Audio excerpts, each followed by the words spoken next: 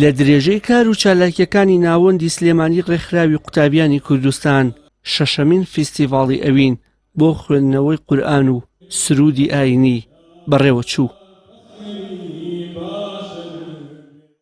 فیستیڤاڵەکە بە ئامادەبوونی قورئان خوێن و خاوەن قەڵەمە پڕبڕشتەکانی ناوخۆ و جیهانی ئیسلامی بوو. لە بەرامبەردا لەلایەن ژمارەیەکی زۆری هاوڵاتیان و خۆشەویستانی محەممەد درودی خوای لەسەر بێت لە سەرتاسەری هەرێمی کوردستانەوە پێشوازی کران و گەورەترین هۆڵی شاری سلێمانیان پڕجۆش و خرۆش کرد.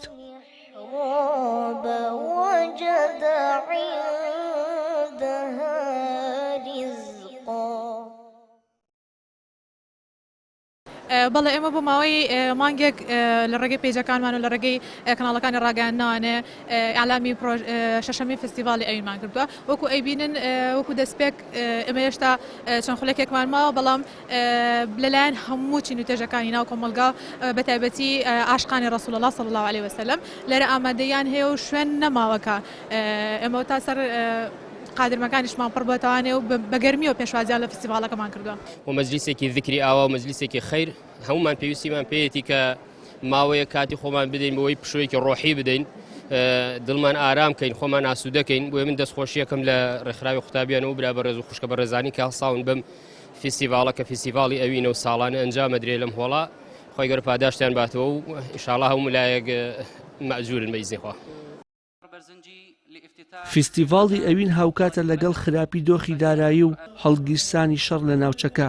بە شێوەیەک ئامادەبوان دەڵێن فیستیڤاڵی هاوشێوە گرنگە بۆ پشودانی دەروون و دوورکەوتنەوە لە هاوکێشە سیاسی و سەربازی و ئابوووریەکان.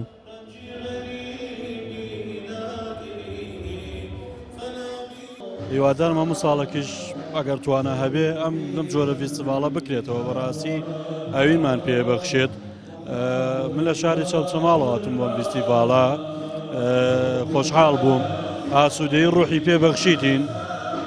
هیوادارم بەردەوام بێت لەم جۆرە فیستیڤاڵانە، چونکە ئاسوودەی بە کۆمەڵگەمانە بەخشێ بە تایبەتی لەم ساتە ناهەموارەی کە ڕووی لە وڵاتانی دەوروبەرمان کردووە. بۆیە لەم جۆرە فیستیڤاڵانە زۆر گرینگە تاوەکو دەروونمان ئارام بێتەوە و ئاسوودەیەکمان پێ بەخشێت. ئەوەی جێگەی تێبینی بوو بەشێکی زۆر لە ئامادەبوانی فیستیڤاڵی ئەوین لە چینی گەنجان بوون بە هەردوو ڕەگەزەوە. ئەمە لە کاتێکدایە بەردەوام تەوژمێک بۆ بەلاڕێدابردنی گەنجان بە پیلانی دوژمنانی دین بەڕێوە دەچێت کە سەرچاوەکەی لە دەرەوەی هەرێمە و لە ڕێگەی بریکار و بەردەستەکانیانەوە لە ناوخۆ جێبەجێ دەکەن.